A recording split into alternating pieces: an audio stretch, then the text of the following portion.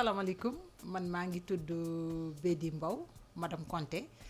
man maay coordinatrice générale bu rajo communautaire nekk rajo bu njëkk fii nii ci Tëngéej ñu di ko duppee Joko FM ñu mën ko am ci 87.7.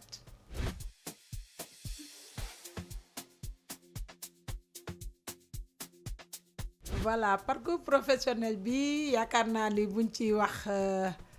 dana yaatu torop xam naa ñu jukki rek li nga xam ne moom mooy yi ci gën a am solo naam yëpp am nañ solo mais am na ci yoo xam ne quand même ñoo ci gën a am solo. Joko a été la première radio communautaire ici implantée au niveau du département de Rufisque bi ñu ko implanté nag au départ en 2003 il y avait pas quand même de responsable on était dans un groupe boo xam ni dañ doon performer li nga xam ne moom mooy talent yi nga xam ni mi ngi doon nelaw ci biir ñi nga xam ni ñoom la ñu sélectionné woon pour ñu démarrer la radio et ñu démarrer la radio tout le monde faisait tout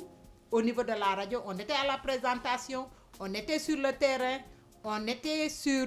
le journalisme on était sur l'animation aussi thématique moi j'ai jamais fait de l'animation musicale j'ai été dans l'animation thématique wala dans le reportage ou bien ma nekk au niveau de la présentation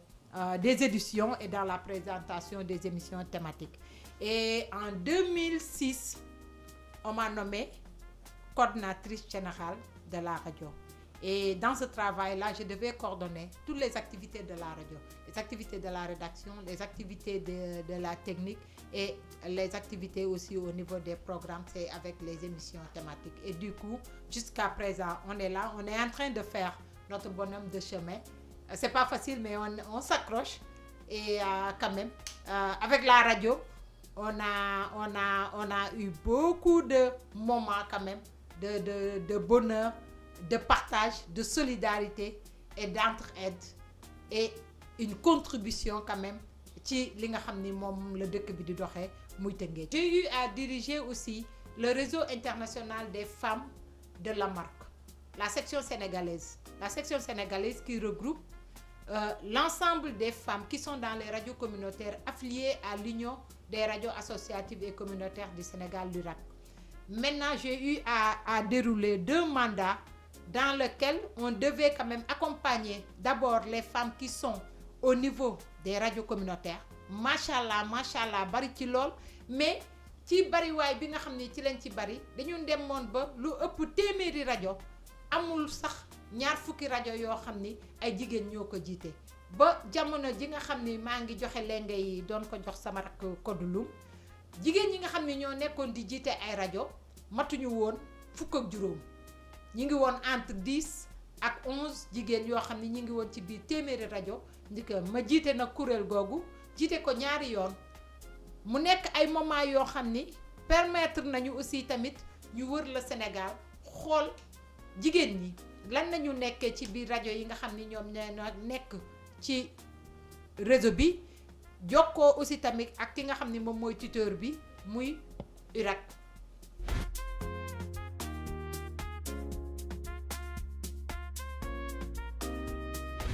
man nag li ci ëpp ci yi nga ci ñi abordé c'est yi jëm ci les droits des femmes tout ce qui touche aux droits des femmes moi je suis là-dedans même su fekkee ni jiitewu ma ko aussi tamit ñi nga xam ni dañ koy def muy les reporters wala ñu comme personne ressource j'apporte ma contribution par rapport ak li nga xam ni moom laa yaakaar ni bu ñu ko defee dina amal njariñ li nga xam ni jigéen ñi ba ñu jox seen gëdd seen àq ak seen yelleef.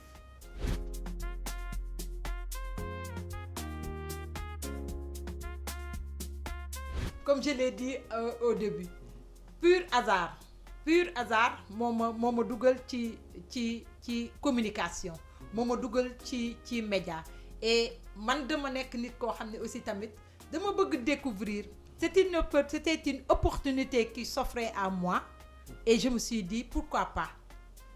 j'ai tenté l'expérience et j'ai pas regretté jusqu'à présent je suis au niveau de la radio communautaire je suis journaliste de profession et j'ai fait le CESTI avec l'aide de la radio et avec l'aide du Fonds d'aide à la presse en 2016 et j'étais sortie majeure de la promotion de 2016 au niveau du CESTI.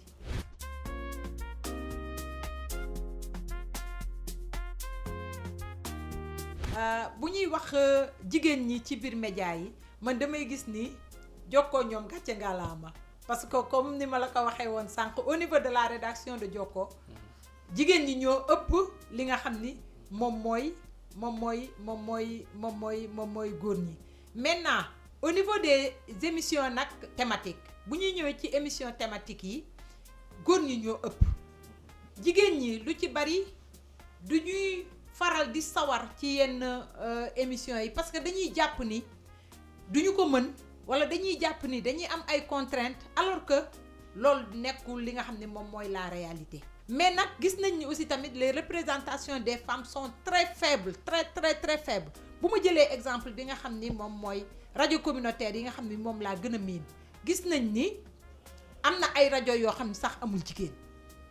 En 2017 on a fait le tour des rajo yi nga xam ne dañuy bokk ci URAC mais am na ay rajo yu bari yoo xam ne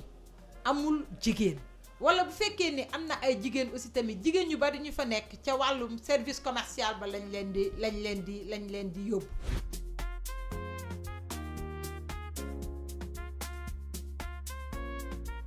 Anecdote bi mooy la première fois comme ni ma ko waxee au départ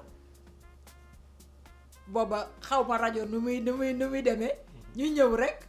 moo di demee ak sama fit ba lu may dugg rek fita ma ciy dugal pourquoi pas les femmes pourquoi pas moi daal di yéeg et en fin de compte je me suis retrouvée en tant que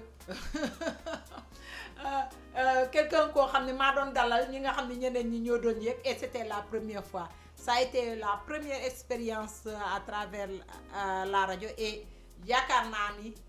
amour bi foofu la déclenché woo ba li ci fekk lépp fekk ñu ci.